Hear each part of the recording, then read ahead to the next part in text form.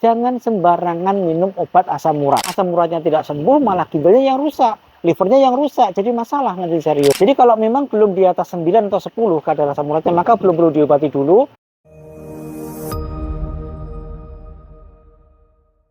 Pemirsa yang menanyakan tentang gout arthritis ataupun asam urat gitu ya.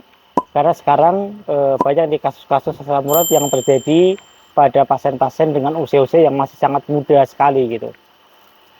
Jadi gout arthritis atau asam urat ini memang tidak mengenal usia. Dia bisa menyerang pada usia muda, usia pertengahan, atau bahkan pada usia-usia tua gitu ya. Karena gangguan metabolisme purin yang sebagai penyebab utama gout arthritis ini adalah bisa terjadi pada usia berapapun gitu. Bahkan sekarang ini malah disinyalir kebanyakan terjadi pada usia-usia yang muda gitu ya. Sehingga tentu ini akan menurunkan kualitas hidup dan sehingga akan menurunkan etos kerja. Dan ini sangat membebani kepada kehidupan keluarganya tentunya gitu kan. Maka para pemirsa sekalian, asam urat ini bukan sesuatu yang sepele gitu ya. Karena peningkatan asam urat dalam darah, entah karena penyebab makan terlalu banyak makanan yang mengandung purin dan gangguan metabolisme purin sendiri dalam tubuh kita, atau karena efek dari beberapa obat-obatan yang diminum ya, seperti furosemi dan lain sebagainya, maka tentu ini akan berdampak cukup serius, tidak sepele gitu. Karena asam urat ini akan bisa mengendap di beberapa tempat. Kalau dia mengendap di sendi, maka tentu terjadi nyeri sendi. Nyeri sendi pun juga nyeri sendi yang sangat hebat. Kalau pas serangan gitu ya, terjadi bengkak, kemerahan. Jangankan untuk disentuh ya, kena angin pun juga nyeri gitu biasanya. Karena ini ciri khas dari serangan gout arthritis yang akut itu memang sangat nyerinya luar biasa gitu. Itu kalau mengendapnya di persendian. Kalau mengendapnya di pembuluh darah, tentu akan terjadi aterosklerosis karena asam urat, dan ini akan menyebabkan terjadinya namanya cardiovascular event. Jadi kejadian-kejadian pada jantung dan pembuluh darah, serangan jantung yang mendadak dan lain sebagainya gitu. Kalau asam uratnya itu mengendap di ginjal, tentu akan terjadi kristal-kristal urat yang ada pada ginjal. Yang pertama jadi batu ginjal. Batu ginjal ini pun juga bukan masalah yang sepele. Kalau batunya semakin lama semakin besar, tentu dia akan mempengaruhi fungsi ginjal, terjadi gagal ginjal dan lain sebagainya, ya, cuci darah dan seterusnya karena asam urat. Atau yang kedua, kristal tadi akan menyebabkan kerusakan serius pada ginjal karena runcingan-runcingan kristal tadi itu akan menyebabkan kerusakan ginjal secara permanen. Terjadi namanya nefropati gout gitu. Terjadi masalah pada ginjal gara-gara asam urat gitu. Maka asam urat ini tidak disepelekan gitu ya. Hanya asam urat saja, kan banyak orang kan hanya asam urat saja kemudian mereka tidak mengobati dengan serius, makanya tidak boleh. Maka buat para pemirsa sekalian, perlu saya betul-betul tanamkan sejak dini ya, bahwa cegah supaya asam urat tidak tinggi.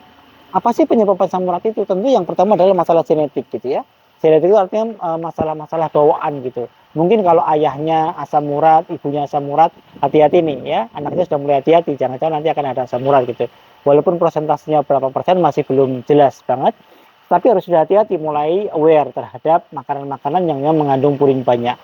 Yang perlu dilakukan apa untuk mencegah? Yang pertama adalah perbanyak minum air putih. Yang kedua, hindari makanan-makanan yang memang jelas-jelas mengandung kadar asam urat yang tinggi ya. Melinjo misalnya, melinjo dengan segala produknya, ada emping dan seterusnya ya. Kacang-kacangan dikurangi, kemudian jeruan, kemudian daging kambing, daging bebek dan lain sebagainya juga harus dikurangi gitu. Kemudian yang berikutnya adalah harus olahraga secara rutin gitu, olahraga secara rutin, dan hindari trauma atau benturan. Karena salah satu pencetusnya juga karena trauma ataupun benturan, ataupun terjatuh, ataupun karena yang lain gitu. Kemudian jangan biasakan posisi diam dalam waktu yang lama. Buat para pekerja yang kerjanya duduk saja di depan laptop misalnya, maka harus diiringi dengan jalan-jalan dulu, istirahat ya, aktivitas dulu, supaya tidak mengendap lama. Karena kalau mengendap lama maka jadi serangan asam urat. Karena serangan asam urat itu biasanya terjadi pertama kali kapan? Saat di pesawat misalnya karena dia duduk lama nih. Saat di kereta misalnya karena dia duduk lama. Atau saat tidur bangun pagi tiba-tiba serangan yang sangat hebat gitu. Maka hindari posisi yang diam dalam waktu yang lama. Saya kira itu yang paling penting. Kalau sudah terjadi asam uratnya tinggi misalnya, asam urat saya tinggi dok, tapi kok belum ada keluhan. Nah kalau sudah tinggi, ini beberapa guideline mengatakan tidak harus secepatnya diobati. Karena obat-obat asam urat sendiri pun juga tentu dia akan membebani kerja ginjal juga. Jadi masalah di ginjal juga gitu kan. Jadi kalau memang belum di atas 9 atau 10 kadar asam uratnya, maka belum perlu diobati dulu dengan mengatur pola makan, pola hidup dulu gitu.